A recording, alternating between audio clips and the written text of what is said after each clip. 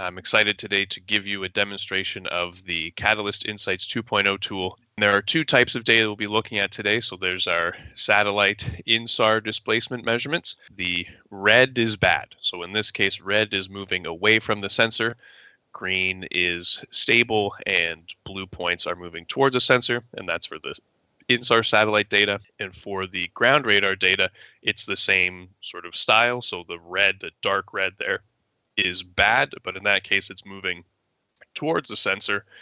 The green is stable, and then blue points would be moving away from that ground radar system. If that's something that users want to change, we do have a set of tools that enable them to do that. For today's presentation, we'll be doing kind of minus 50 to 50, and these are cumulative displacement measurements. Red is bad, blue and green are okay. If you're more used to a different style of representation, it is possible to edit. So the main tool I want to talk about to start is, when we get this type of a data set, trying to identify the areas of interest and the areas of potential concern and risk within a site is very important.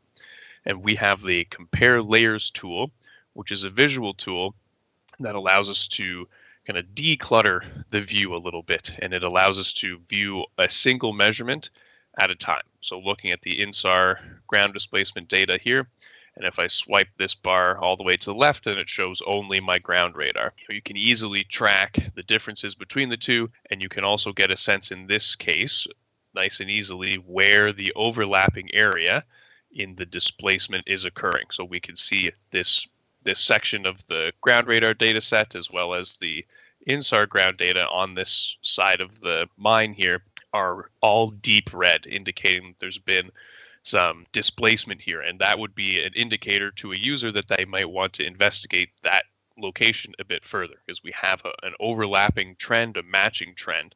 I'm going to go to the layer control here and turn on what are called the alert zones. These alert zones are automatically generated through Catalyst's INSAR processing chain, and these areas represent regions where we have a number of points that are kind of spatially coincident with one another that also have a similar cumulative displacement or similar trends throughout the time series.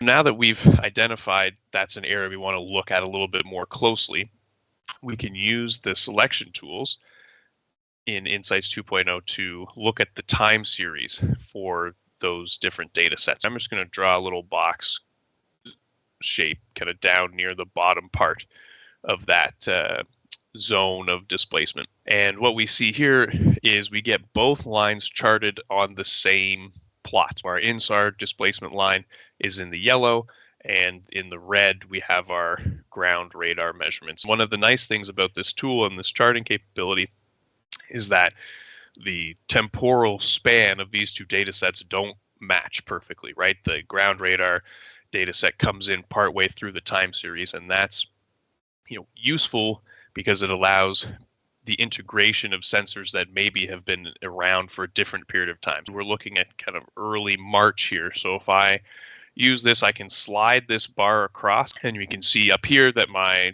time series has adjusted.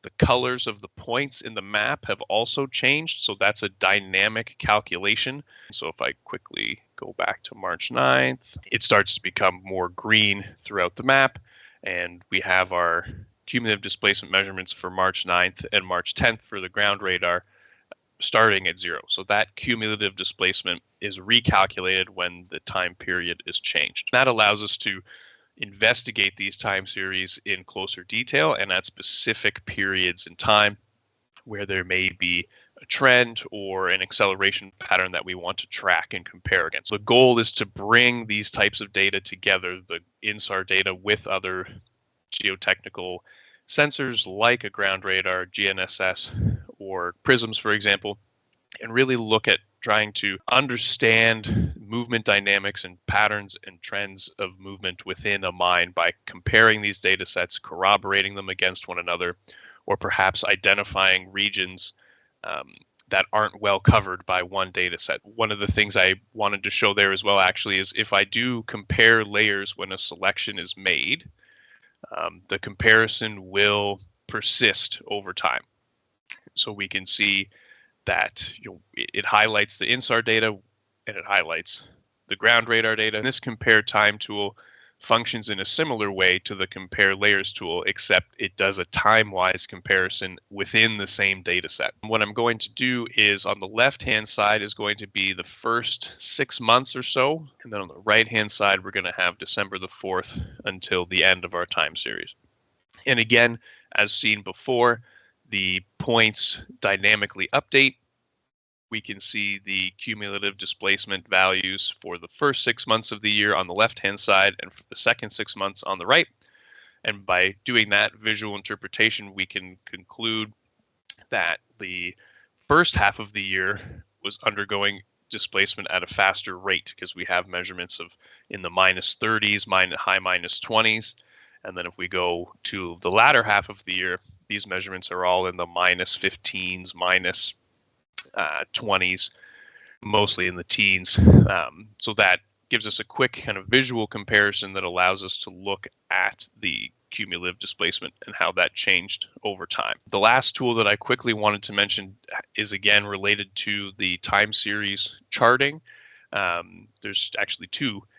One is the ability to draw transects. So in this case, I'm going to draw a transect tool, kind of runs across the top of the mine here. And this gives us a sense of how the cumulative displacement is changing over a given distance. As we get closer to that zone, that section of the mine with the more significant displacement, we can see how that starts to change. The last tool I want to mention in terms of time series visualization is that we're able to look at multiple lines in the same chart. So when I have my INSAR data here, my other INSAR data, I have a moving area at the top, and then I also have my less moving, non-moving area here in the highlighted with the pink. So that enables us to look at trends of areas that are moving and then also areas of trends that are relatively stable, compare them against one another, and identify trends and patterns that are indicative of risk versus areas that are relatively stable. So that's a quick rundown of the Catalyst Insights 2.0 tool. Thank you all for your attention. Thanks for your time.